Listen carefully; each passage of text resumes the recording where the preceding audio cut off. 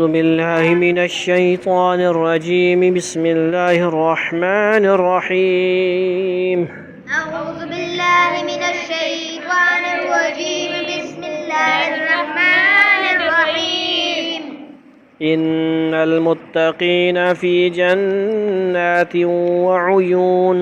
إن المتقين في جنات وعيون.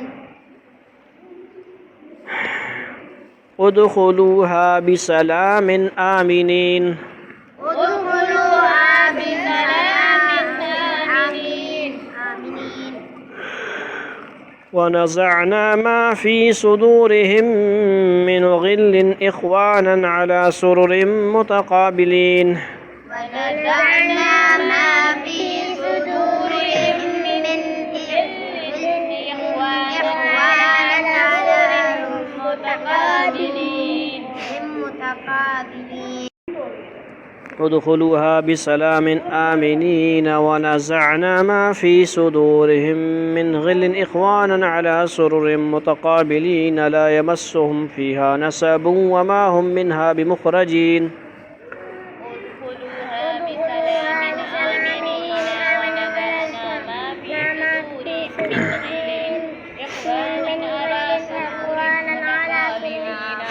متقابلين لا يمسهم فيها نسب وما जल्दी पढ़ ले अभी आयतें दूसरा स्टेप है, जल्दी कर पढ़ ले 3-4 आयतें।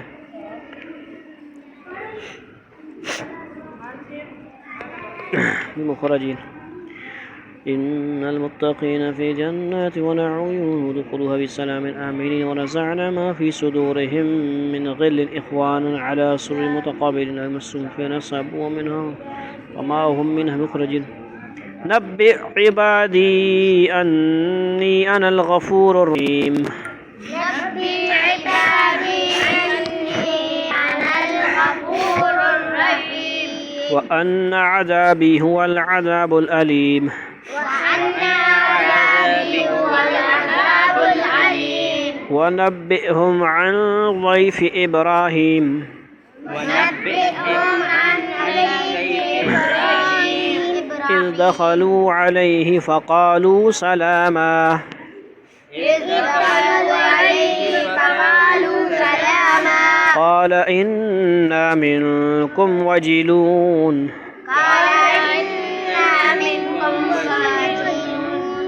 قالوا لا توجل إنا نبشرك بغلام عليم. قالوا لا توجل إنا نبشرك بغلام عليم. قال أبشرتموني على أن مسني الكبر فبما تبشرون. قال أبشرتموني على أن مسني الكبر وبما تبشرون. قالوا بشرناك بالحق فلا تكن من القانطين. قالوا بشرناك بالحق فلا تكن من القانطين. قال ومن يقنط من رحمة ربه إلا الضالون. قال ومن يقنط من رحمة ربه إلا الضالون. दानिश उनको भी देख। और दानिश आपने आप पढ़ाऊँ ना, ताकि ज़रा उधर भी ध्यान कर, सबको थोड़ा थोड़ा बताओ, थोड़ी तवज्जो। इधर तक हो गया भाई। قال فما خطبكم أيها المرسلون.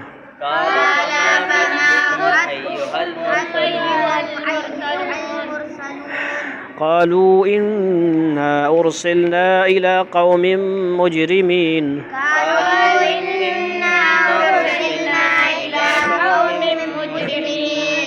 إلا آل لوط إنا لمنجوهم أجمعين. إلا امرأته قدرنا إنها لمن الغابرين.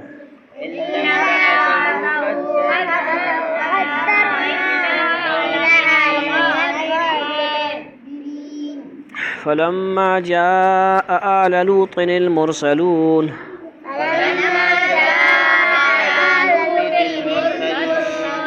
قال إنكم قوم منكرون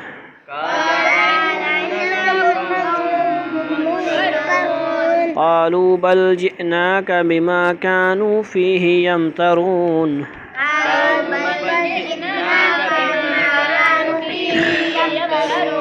وأتيناك بالحق وإنا لصادقون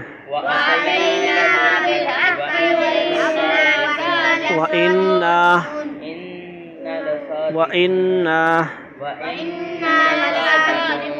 فأسر بأهلك بقطع من الليل واتبع أدبارهم ولا يلتفت منكم أحد وامضوا حيث تؤمرون فأسر بأهلك بقطع من الليل واتبع أدبارهم ولا يلتفت منكم أحد وامضوا حيث تؤمرون.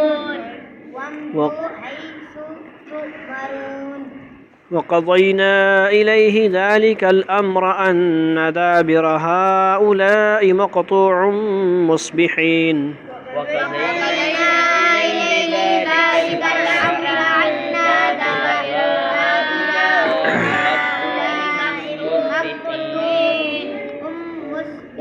وجاء أهل المدينة يستبشرون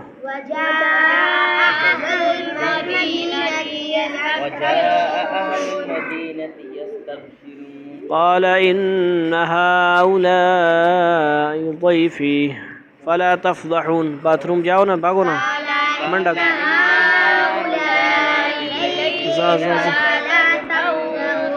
इथे कीता ना कौन है जाओ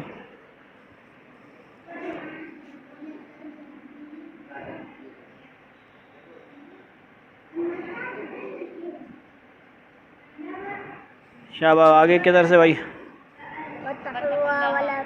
वत्तकुल्लाह वला तुखज़ून قالوا أولم ننهك عن العالمين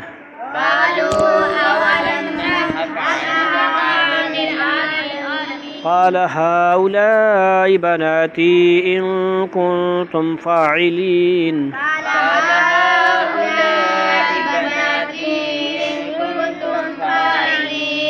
لعمرك إنهم لفي سكرتهم يعمهون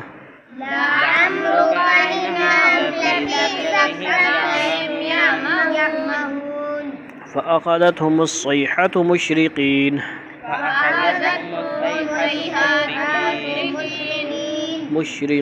قاف موٹا پڑھنا فجعلنا عاليها سافلها وأمطرنا عليهم حجارة من سجيل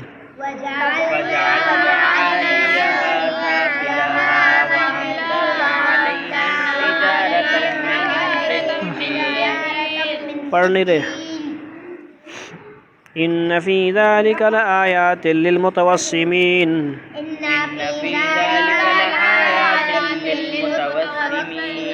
وإنها لبسبيل مقيم إن في ذلك لآية للمؤمنين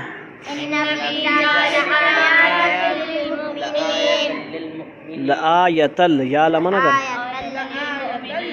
وإن كان أصحاب الأيكة لظالمين فانتقمنا منهم وإنهما لبإمام مبين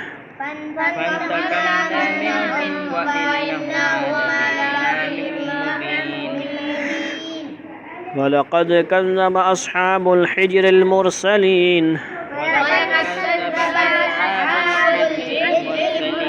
وآتيناهم آياتنا فكانوا عنها معرضين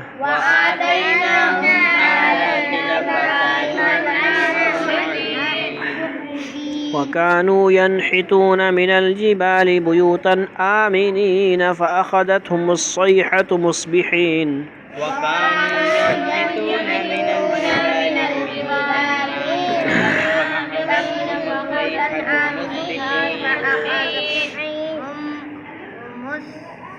فأصبحوا مصبحين فما أغنى عنهم ما كانوا يكسبون فما أغنى عنهم ما كانوا يكسبون وما خلقنا السماوات والأرض وما بينهما إلا بالحق وما خلقنا السماوات والأرض وما بينهما إلا بالحق حق حق حقني حق حا وإن الساعة لآتية فاصفح الصفح الجميل وإن الساعة لآتية تن بس اساں ادھر پڑھنا چاہیے الجمیل تو اپنا اما شما پڑھا کر یار بس یہ خیال ان ربک هو الخلاق العلیم إن ربك هو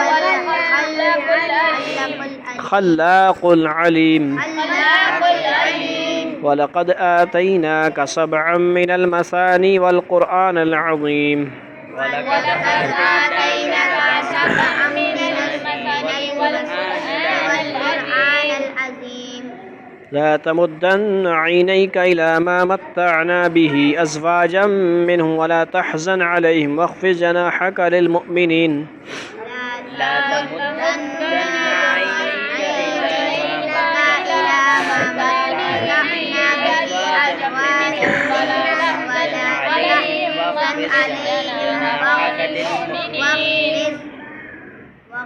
جناحك للمؤمنين وقل إني أنا النذير المبين وقل إني أنا النذير المبين كما أنزلنا على المقتسمين الذين جعلوا القرآن عضين فوربك لنسألنهم أجمعين كما أنزلنا على المقتسمين الذين جعلوا القرآن عضين جعلوا القرآن فوربك لنسألنهم أجمعين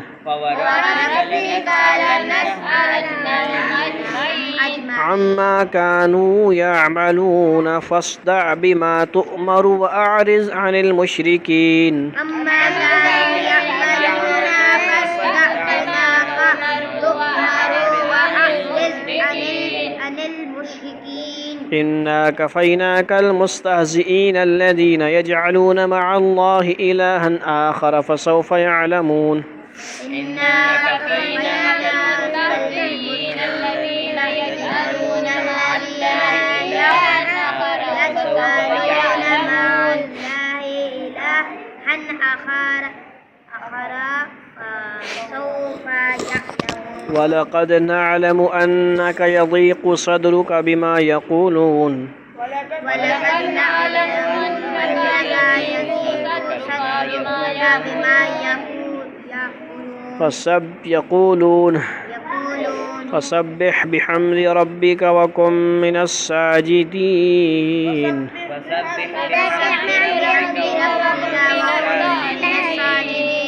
واعبد ربك حتى يأتيك اليقين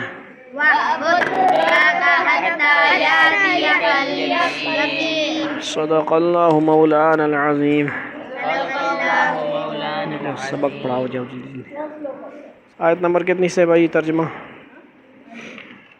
سورہ ابراہیم کے بھی آخری رکوع میں ابراہیم علیہ السلام کا ذکر تھا اور سورہ حجر کے بھی آخری رکوع میں سورت کا جو نام ہے حجر ان کا ذکر ہے اصحاب الحجر آیت نمبر 45 سے آیت نمبر 99 پھر 45 تو سنا یار ان المتقین فی جنات وعیون پیچھے کیا تھا 7 دروازے کہتے تھے جہنم کے تھے نا تو یہاں پہ جنت کا کچھ بیان ہو رہا ہے نہیں ان المتقین فی جنات وعیون دوسری طرف متقی لوگ باغات اور چشموں کے درمیان رہیں گے سبحان اللہ ادخلوها بسلام آمین ان سے کہا جائے گا کہ ان باغات میں سلامتی کے ساتھ بے خوف ہو کر داخل ہو جاؤ ڈرتے ڈرتے نہیں جیسے یہاں پہ امرود توڑنے کے لیے یا انار شنار توڑنے کے لیے چھپ چھپ کے توڑتے ہیں وہ حرام ہے گھروں سے بھی امرود توڑنا یہ کیا ہے؟ منع ہے۔ اجازت لے کے نہیں دیتے تو توڑو نہیں، آرام ہے وہ، ٹھیک ہو گیا۔ وہاں سے کہا جائے بھائی آپ کی اپنی پراپرٹی ہے بھائی، کاغذات جنت کا ٹکٹ ہی سارا کچھ کاغذات ہے، نامہ مال آپ کا پاس ہو گیا، بس ٹکٹ مل گئے۔ اب انلمیٹڈ، آسمان میں بناؤ، چاند پہ بناؤ، سورج پہ بناؤ، مریخ پہ بناؤ، جو مرضی کرو، جو اپنے کنٹرول میں لاتے ہو مزے کرو، دل میں بس بٹن دبانا پڑے گا آپ کو۔ وَلَحْمِ طَيْرٍ مِّمَّا يَشْتَهُونَ، ٹھیک ہے، جو آپ چاہیں گے وہ آپ کی چاہت بٹن ہوگی، وہ آپ چاہیں گے زبان سے نہیں بولیں گے تو کیا ہوگا؟ آ جائے گا، مل جائے گا۔ تو اس لیے دنیا میں ہم گزارا کریں آخرت کو بنانے کے لیے، سارا کچھ ادھر، ٹھیک ہے جی، ہر معاملے میں اپنی محنت کو نہ لگائیں اور وہاں آخرت کی مقابلے میں کامیاب ہو جائیں۔ اسکول میں فیل ہو گئے خیر ہے، کوئی بات نہیں، ادھر فیل نہیں ہونا چاہیے۔ کوئی نہ کوئی اللہ تعالیٰ آپ سے، اگر آپ دین پر چل رہے ہیں، متقی ہیں، ان المتقین فی جنات، پہلی آیت میں کیا ہے؟ متقی لوگوں کے لیے فرمایا جا رہا ہے، یہ نہیں کہا جائے اگر جو 12ویں پاس ہو جائے، میں پاس ہو جائے اس کے لیے جنت ہے۔ اس محاذ میں بھی آپ نے محنت تو کرنی ہے، ضرورت ہے، اس سے آپ کو ڈی موٹیویٹ نہیں کیا جا رہا، اصل مقصد کی طرف دھیان دیا جا رہا ہے کہ اصل مقصد، ٹھیک ہے جی۔ وَنَزَعْنَا مَا فِي صُدُورِهِم مِّنْ غِلٍّ إِخْوَانًا عَلَىٰ سُرُرٍ مُتَقَابِلٍ، ان کے سینوں میں جو کچھ رنجش ہوگی اسے ہم نکال پھینکیں گے، وہ بھائی بھائی بن کر آمنے سامنے اونچی نشستوں پر بیٹھے ہوں گے، ٹھیک ہے جی۔ آپس میں تو دونوں نہیں لگتی تھی ایک دوسرے کی، لیکن وہاں پہ یہ سب ختم ہو گئے، دل میں سے کھوٹ ختم ہو جائے گی، دل میں سے ایک دوسرے کے لیے عداوت نفرت ختم۔ یعنی دنیا میں ان رات کے درمیان اگر کوئی رنجش رہی تو جنت میں پہنچنے کے بعد اللہ تعالیٰ وہ ان کے دلوں سے نکال دیں گے، یعنی وہاں پہ اچھائی اچھائی ہوگی نا، دل میں بھی اور ظاہری باطنی ہر طور پہ۔ لا یمسہم فیہا نصب ولا ھم منھا بمخرجین، وہاں نہ کوئی تھکن ان کے پاس آئے گی، نہ ان کو وہاں سے نکالا جائے گا۔ یہ نہیں کہ بھائی چل خالی کار مہینہ پورا ہو گیا، کرایہ اگلا کار ڈھونڈ، جنت کا کرایہ پورا ہو گیا، بس اب چلو 50 سال ہو گئے، اب بس اگلے کوئی اور جنت جا کے ڈھونڈ، ایسے نہیں ہوگا، انلمیٹڈ جگہ ہوگی، ٹھیک ہے جی، ہمیشہ کی پراپرٹی الگ دیں گے۔ اللہ تعالیٰ اپنا امر کون جس طرح استعمال کرتے ہیں وہ اللہ تعالیٰ جنتیوں کو بھی دے دیں گے، مزے کرو، یہ آپ کا اختیار ہے، ٹھیک ہے جی، آپ مزے کریں۔ دنیا میں آپ نے میری لیے تکلیفیں برداشت کی، جہاد کیا، نمازیں پڑھیں، گشتیں کی، ملاقاتیں کی، دین کے لیے ذکر سیکھا، اصلاح کر اپنے خواہشات پر قابو پایا، بہت سارے آپ نے مشکلاتیں جھیلی ہیں، کافروں کے ساتھ لڑے آپ، ٹھیک ہے جی، ظالموں کے ظلم سہے آپ نے، لیکن آپ نے دین نہیں چھوڑا، اسلام پہ اب جمے رہے، آپ عمل کرتے رہے، آج آپ کے لیے مزے ہی مزے ہیں، ہمیشہ کے لیے آپ داخل ہو جائیں گے۔ نبئ عبادی انی انا الغفور الرحیم، میرے بندوں کو بتا دو کہ میں ہی بہت بخشنے والا بڑا مہربان ہوں، وان عذابی هو العذاب العلیم، اور یہ بھی بتا دو کہ میرا عذاب ہی دردناک ہے، وہ بڑا دردناک ہے۔ یعنی ہوا کو استعمال کیا، عذاب کا جب معاملہ ہے تو اس کو تھوڑا غائب کر دیا، سامنے بات نہیں کی عذاب کی، یہ بھی بڑے نقطے کی بات ہے لیکن وہ علماء جانتے ہیں۔ وَنَبِّئْهُمْ عَنْ ضَيْفِ ابراہیم، اور انہیں ابراہیم کے مہمانوں کا حال سنا دو۔ مہمانوں سے مراد وہ فرشتے ہیں جو حضرت ابراہیم کے پاس بھیجے گئے تھے، اوپر یہ بیان کیا گیا تھا کہ اللہ تعالیٰ کی رحمت بھی وسیع ہے، اس کا پہلے بھی بیان سنا نا آپ نے فرشتوں کا کہ نہیں؟ واقعہ ہے ذہن میں پیچھے جو سورہ، ٹھیک ہے جی، پاس بھیجے، اوپر یہ بیان کیا گیا تھا کہ اللہ تعالیٰ کی رحمت بھی وسیع ہے اور عذاب بھی بڑا سخت ہے، لہذا ہے کہ انسان کو نہ اللہ تعالیٰ کی رحمت سے مایوس ہونا چاہیے اور نہ اس کے عذاب سے بے فکر ہو کر بیٹھنا چاہیے۔ اس مناسبت سے ان مہمانوں کا یہ واقعہ ذکر فرمایا گیا ہے کیونکہ اس واقعے میں اللہ تعالیٰ کی رحمت کا بھی بیان ہے کہ یہ فرشتے حجرت ابراہیم کے پاس بڑھاپے میں، حجرت ابراہیم علیہ السلام کے پاس بڑھاپے میں اسحاق جیسے بیٹے کی پیدائش کی خبر لے کر آئے۔ حجرہ ابراہیم کے پاس، یہ کیا لفظ ہے یار، ہجرت لکھا ہوا ہے۔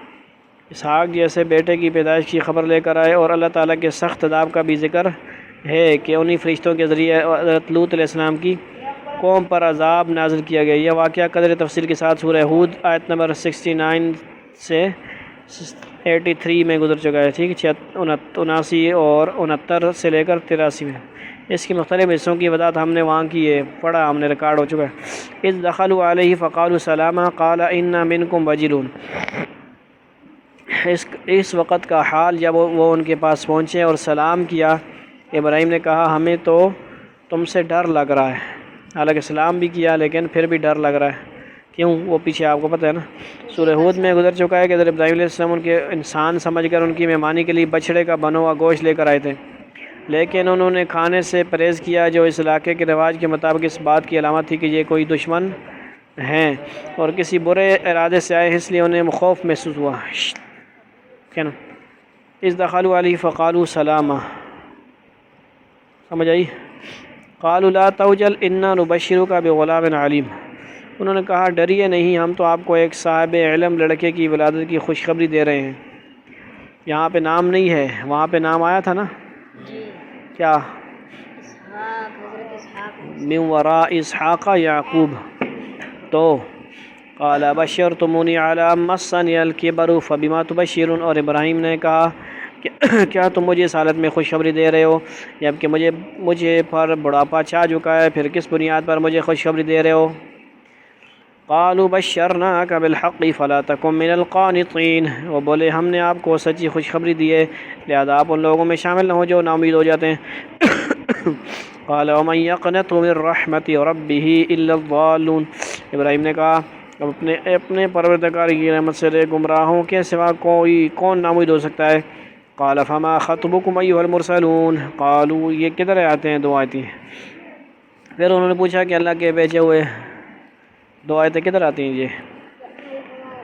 ہاں، انہوں نے پوچھا کہ اللہ کے بھیجے ہوئے فرشتوں، اب آپ کے سامنے کیا مہم ہے؟ قالوا انا ارسلنا الى قوم مجرمین، انہوں نے کہا ہمیں ایک مجرم قوم کی طرف عذاب نازل کرنے کی بھیجا ہے۔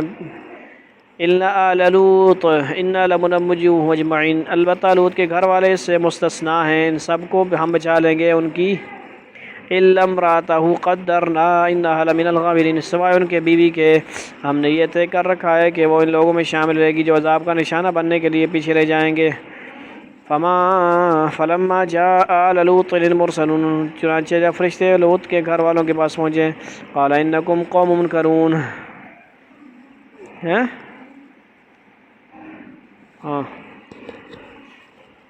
تو لوط نے کہا آپ لوگ اجنبی معلوم ہوتے ہیں۔ قال انکم قوم منکرون، حضرت لوط اپنی قوم کی بدفطرتی سے واقف تھے کہ یہ لوگ اجنبیوں کو اپنی ہوس کا نشانہ بنانے کی کوشش کرتے ہیں، اس لیے انہوں نے گھبراہٹ کا اظہار کیا۔ حضرت لوط کی اس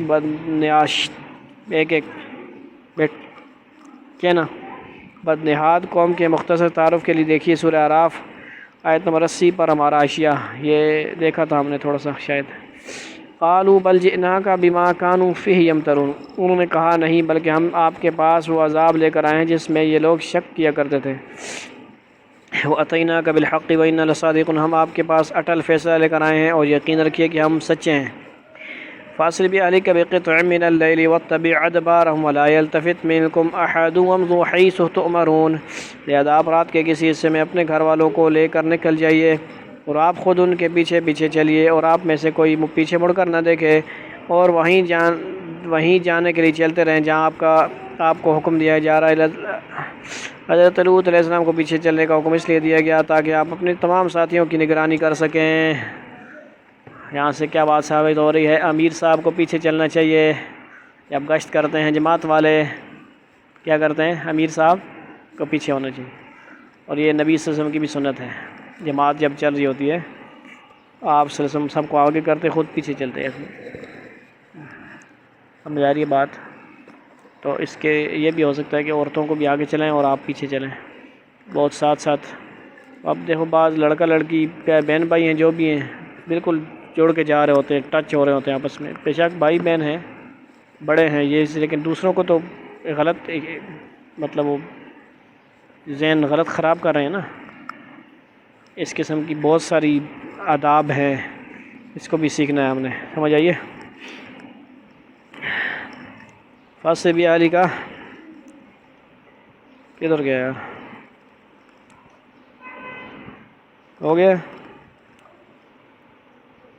خاص طور پر سب کو یہ حکم دیا گیا تھا کہ وہ پیچھے مڑ کر نہ دیکھیں۔ حضرت لوط کے پیچھے ہونے کی وجہ سے کسی کو یہ جرأت نہیں ہو سکتی تھی کہ وہ اس حکم کی خلاف ورزی کرے۔ وَقَضَيْنَا إِلَيْهِ ذَلِكَ الْأَمْرَ أَنَّ دَابِرَ هَؤُلَاءِ مَقْطُوعٌ مُصْبِحِينَ وَقَضَيْنَا، اور اس طرح ہم نے لوط تک اپنا یہ فیصلہ پہنچا دیا کہ صبح ہوتے ہی ان لوگوں کی جڑ کاٹ کر رکھ دی جائے گی۔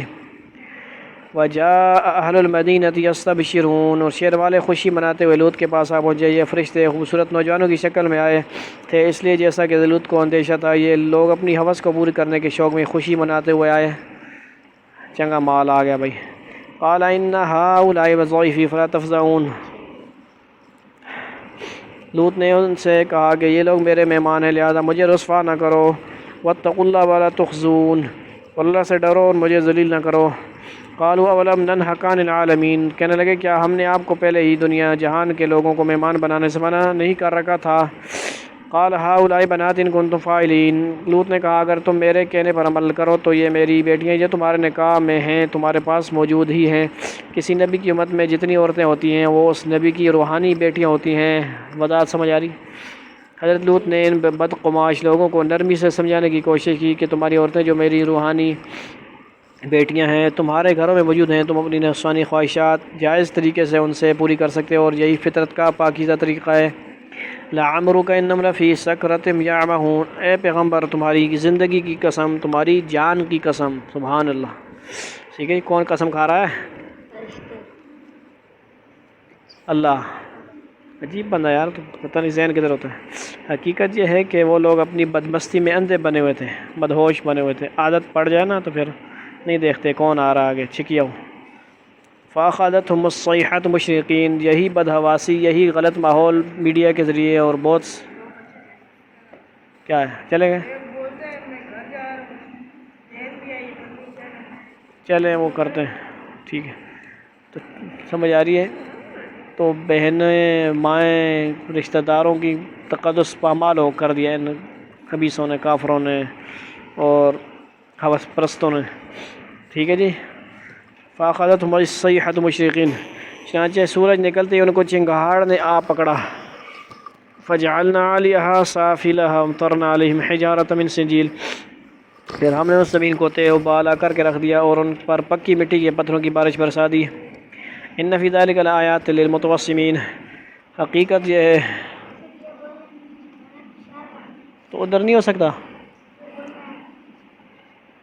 ادھر کرو نا یار، باتھ روم ہے، جاؤ اس کو جاؤ جاؤ ٹریننگ کرو، گھر میں لے جاؤ، گھر لے جاؤ۔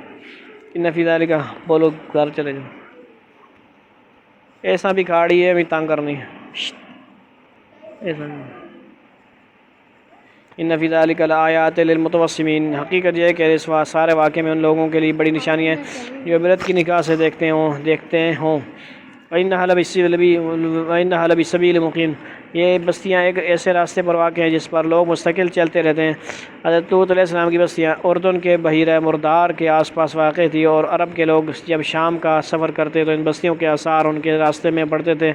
آیت نمبر 72 کے بارے میں یاد رہے کہ اللہ تعالیٰ کی ذات و صفات کے سوا کسی کی قسم کھانا انسانوں کے لیے جائز نہیں۔ دیکھیے سورہ صافات کا آیت نمبر 1، یہ بات سمجھ آ رہی ہے نا؟ اللہ کے سوا کسی اور کی قسم کھا نہیں سکتے، اللہ تعالیٰ کھا سکتا ہے، اٹھا سکتا ہے۔ اللہ سمجھے، اللہ نے ہمارے لیے قاعدے بنائے۔ ان فی ذلک لآیات للمؤمنین، یقین اس میں ایمان والوں کے لیے بڑی عبرت ہے۔ وَإِن كَانَ أَصْحَابُ الْأَيْكَةِ لَظَالِمِينَ، اور ایکا کے باشندے بھی بڑے ظالم تھے۔ ایکا اصل میں گھنے جنگل کو کہتے ہیں، ایکا، ٹھیک ہے جی۔ حضرت شعیب جس قوم کی طرف بھیجے گئے تھے اور ایسے ہی گھنے جنگل کے پاس واقع تھی۔ بعض مفسرین نے کہا ہے کہ اسی بستی کا نام مدین تھا، اور بعض کا کہنا ہے کہ یہ مدین کے علاوہ کوئی اور بستی تھی۔ وہ حضرت شعیب اس کی طرف بھی بھیجے گئے تھے۔ اس قوم کا واقعہ سورہ اعراف آیت نمبر 85 تا 93 میں گزر گیا ہے۔ تفصیلات کے لیے ان آیت کے واشی ملاحظہ فرمائیں۔ فانتقمنا منہم وانہما لبإمام مبین۔ سن دی ادھر آ جا، ادھر آؤ دانیال۔ چنانچہ ہم نے ان سے بھی انتقام لیا اور ان دونوں قوموں کی بستیاں کھلی شارع پر واقع ہیں۔ دونوں سے مراد لوط اور شعیب علیہ السلام کی بستیاں، جیسا کہ برگزرا۔ حضرت لوط کی بستیاں تو بحیرہ مردار کے پاس تھیں اور شعیب کی بستی مدین بھی اور اردن بھی اردن میں واقع تھی۔ اہل عرب شام جاتے ہوئے ان دونوں کے پاس سے گزرا کرتے تھے۔ وَلَقَدْ كَذَّبَ أَصْحَابُ الْحِجْرِ الْمُرْسَلِينَ، اور حجر کے باشندوں نے بھی پیغمبروں کو جھٹلایا تھا۔ حجر ہا کے نیچے زیر، ٹھیک ہے جی۔ قوم سمود کی ان بستیوں کا نام تھا جن کے پاس حضرت صالح کو پیغمبر بنا کر بھیجا گیا تھا۔ ان کا واقعہ بھی سورہ اعراف آیت نمبر 73 تا 79 میں گزر چکا ہے۔ ان کے تعارف کے لیے اسی صورت کی مذکور آیت پر ہمارے حاشیے ملاحظہ فرمائی، انشاءاللہ وہ آئیں گے۔ وَآتَيْنَاهُمْ آيَاتِنَا فَكَانُوا عَنْهَا مُعْرِضِينَ، اور ہم نے ان کو اپنی نشانی دی تو وہ ان سے منہ موڑے رہے۔ وَكَانُوا يَنْحِتُونَ مِنَ الْجِبَالِ بُيُوتًا آمِنِينَ، اور وہ پہاڑوں کو تراش کر بے خوف و خطر مکان بنایا کرتے تھے، کاریگر تھے، ٹھیک۔ فَأَخَذَتْهُمُ الصَّيْحَةُ مُصْبِحِينَ، آخر انہیں صبح ایک چنگھاڑ نے آ پکڑا، یعنی انہیں کہا بھائی ہم کچھ بھی نہیں ہوگا، نہ پانی شانی نہیں آئے گا، چیخ ماری بس فرشتے نے۔ فَمَا أَغْنَىٰ عَنْهُم مَّا كَانُوا يَكْسِبُونَ، اور نتیجہ یہ ہوا کہ جس ہنر سے وہ کمائی کرتے تھے وہ ان کے کچھ کام نہ آیا۔ وَمَا خَلَقْنَا السَّمَاوَاتِ وَالْأَرْضَ وَمَا بَيْنَهُمَا إِلَّا بِالْحَقِّ وَإِنَّ السَّاعَةَ لَآتِيَةٌ فَاصْفَحِ الصَّفْحَ الْجَمِيلَ، اور ہم نے آسمانوں اور زمین کو اور ان کے درمیان جو کچھ ہے اس کو کسی برحق مقصد کے بغیر پیدا نہیں کیا، اور قیامت کی گھڑی آ کر رہے گی، لہذا اے پیغمبر ان کافروں کے طرز عمل پر خوبصورتی کے ساتھ درگزر سے کام لو۔ یعنی اس کائنات کو پیدا کرنے کا مقصد یہ ہے کہ نیک لوگوں کو آخرت میں انعام دیا جائے گا اور نافرمانوں کو سزا دی جائے گی، لہذا آن حضرت صلی اللہ علیہ وسلم کو تسلی دی جا رہی ہے کہ آپ ان کافروں کے اعمال کے ذمہ دار نہیں ہیں بلکہ ان کا فیصلہ اللہ تعالیٰ خود کرے گا۔ درگزر سے مراد یہ نہیں ہے کہ ان کو تبلیغ نہ کی جائے بلکہ مقصد یہ ہے کہ ان کو سزا دینا آپ کی ذمہ داری نہیں ہے۔ مکی زندگی میں ان سے لڑنے کی بھی اجازت نہیں تھی اور ان کی طرف سے جو اذیتیں مسلمانوں کو پہنچ رہی تھیں ان کا بدلہ لینے کا بھی حکم نہیں تھا۔ درگزر کرنے سے یہ مراد ہے کہ فی الحال ان سے کوئی بدلہ بھی نہ لو۔ اس طرح مسلمانوں کو تکلیفوں کی بھٹی سے گزار کر ان میں اعلیٰ اخلاق پیدا کیے جا رہے تھے۔ ان ربک هو الخلاق العلیم، یقین رکھو کہ تمہارا رب ہی سب کچھ پیدا کرنے والا ہے، سب کچھ جاننے والا ہے۔ وَلَقَدْ آتَيْنَاكَ سَبْعًا مِنَ الْمَثَانِي وَالْقُرْآنَ الْعَظِيمِ، اور ہم نے تمہیں 7 ایسی آیتیں دے رکھی ہے جو بار بار پڑھی جاتی ہیں اور عظمت والا قرآن عطا کیا ہے۔ اس سے مراد سورہ فاتحہ، ٹھیک ہے، اس سے مراد سورہ فاتحہ کی 7 آیتیں ہیں، کتنی؟ جو ہر نماز میں بار بار پڑھی جاتی ہیں۔ غالباً اس موقع پر سورۃ فاتحہ کا خصوصی حوالہ اس لیے دیا گیا ہے کہ اس صورت میں بندوں کو ایاک نعبد و ایاک نستعین کے ذریعے ہر بات اللہ سے مانگنے کی تلقین فرمائی گئی ہے۔ گویا یہ ہدایت فرمائی جا رہی ہے کہ جب کوئی تکلیف یا مصیبت پیش آئے اللہ تعالیٰ سے رجوع کر کے اسی سے مدد مانگو اور اسی سے صراط مستقیم پر قائم رہنے کی دعا کرو۔ لا تمدن عینیک الی ما متعنا به ازواجا منهم ولا تحزن علیہم واخفض جناحک للمؤمنین، اور تم ان چیزوں کی طرف ہرگز آنکھ اٹھا کر بھی نہ دیکھو جو ہم نے ان کافروں میں سے مختلف لوگوں کو مزے اڑانے کے لیے دے رکھی ہیں، اور نہ ان لوگوں پر اپنا دل کڑاؤ، اور جو لوگ ایمان لے آئے ہیں ان کے لیے اپنی شفقت کا بازو پھیلا دو۔ وقل انی انا النذیر المبین، اور کفر کرنے والوں سے کہہ دو کہ میں تو بس کھلے الفاظ میں تنبیہ کرنے والا ہوں، ڈرانے والا ہوں۔ کما انزلنا علی المقتسمین، اور یہ تنبیہ قرآن عظیم کے ذریعے اسی طرح نازل کی گئی ہے جیسے ہم نے ان تفرقہ کرنے والوں پر نازل کی تھی۔ الذین جعلوا القرآن عضین، جنہوں نے اپنی پڑھی جاننے والی کتاب کے حصے بکھرے کر لیے تھے، ٹکڑے ٹکڑے۔ اس سے مراد یہود اور عیسائی ہے۔ انہوں نے اپنی کتابوں کے حصے بکھرے اس طرح کیے تھے کہ اس کے جس حکم کو چاہتے مان لیتے اور جس کی چاہتے خلاف ورزی کرتے۔ یہاں پہ لفظ استعمال ہوا بکھرے۔ فارسی کے اندر میڈا جڑا نام ہے ادیر، اس کا نام ہے بخرا حصہ، اور آسان معنی کریں گے قسمت۔ یہ علم آپ کو ہونا چاہیے، یہ کسی کو نہیں پتہ، ہمارے بڑے بڑے اساتذہ کو بھی پتہ نہیں، مطلب علم میں آیا نہیں، انہوں نے تحقیق کے لیے کہا تھا کہ بتانا، ابھی تک موقع نہیں ملا۔ بتاؤں؟ آپ کو بتا رہا ہوں، پہنچا دینا جو طالب علم حضر ہو جائے نا۔ فَوَرَبِّكَ لَنَسْأَلَنَّهُمْ أَجْمَعِينَ، چنانچہ تمہارے رب کی قسم ہم ایک ایک کر کے ان سب کو سے پوچھیں۔ کوئی سمجھ آئی نا میں کیا کہا؟ نہیں سمجھ آئی؟ نہیں سمجھ آئی؟ کچھ بھی نہیں؟ نام کا معنی شانہ نہیں سمجھا؟ ستے ہو؟ عما كانوا يعملون، کہ وہ کیا کچھ کرتے تھے۔ فاصدع بما تؤمر وعارض عن المشرکین، لہذا جس بات کا تمہیں حکم دیا جا رہا ہے اسے علی الاعلان لوگوں کو سنا دو، اور جو لوگ پھر بھی شرک کریں ان کی پرواہ مت کرو۔ یہ وہ آیت ہے جس کے ذریعے نبی صلی اللہ علیہ وسلم کو علی الاعلان تبلیغ کا حکم دیا گیا۔ اس سے پہلے آپ انفرادی طور پر تبلیغ فرماتے تھے۔ انا کفیناک المستہزئین، یقین رکھو کہ ہم تمہاری طرف سے ان لوگوں سے نمٹنے کے لیے کافی ہے جو تمہارا مذاق اڑانے والے ہیں۔ سمجھ آئی؟ الذین یجعلون مع اللہ الہا آخر فسوف یعلمون، انہوں نے اللہ کے ساتھ کوئی اور معبود گڑ رکھا تھا، چنانچہ قریب انہیں سب پتہ چل جائے گا۔ وَلَقَدْ نَعْلَمُ أَنَّكَ يَضِيقُ صَدْرُكَ بِمَا يَقُولُونَ، یقیناً ہم جانتے ہیں کہ جو باتیں یہ بناتے ہیں ان سے تمہارا دل تنگ ہوتا ہے۔ وَسَبِّحْ بِحَمْدِ رَبِّكَ وَكُن مِّنَ السَّاجِدِينَ، تو اس کا علاج ہے کہ تم اپنے پروردگار کی حمد کے ساتھ اس کی تسبیح کرتے رہو اور سجدہ بجا لانے والوں میں شامل رہو۔ وَاعْبُدْ رَبَّكَ حَتَّىٰ يَأْتِيَكَ الْيَقِينُ، اور اپنے پروردگار کی عبادت کرتے رہو یہاں تک کہ تم پر وہ چیز آ جائے جس کا آنا یقینی ہے۔ اس سے مراد موت ہے، یعنی پوری زندگی اللہ تعالیٰ کی عبادت میں گزار دو یہاں تک کہ اللہ تعالیٰ آپ کو وفات دے کر اپنے پاس بلا لیں۔ وآخر دعوانا الحمد للہ رب العالمین، اللہ رب العزت ہمیں بھی اب ساری زندگی عبادت میں گزارنے کی توفیق نصیب فرمائے، اور نافرمانی سے اللہ تعالیٰ ہمیں بجائے ایمان و سلامتی نصیب فرمائے۔ والسلام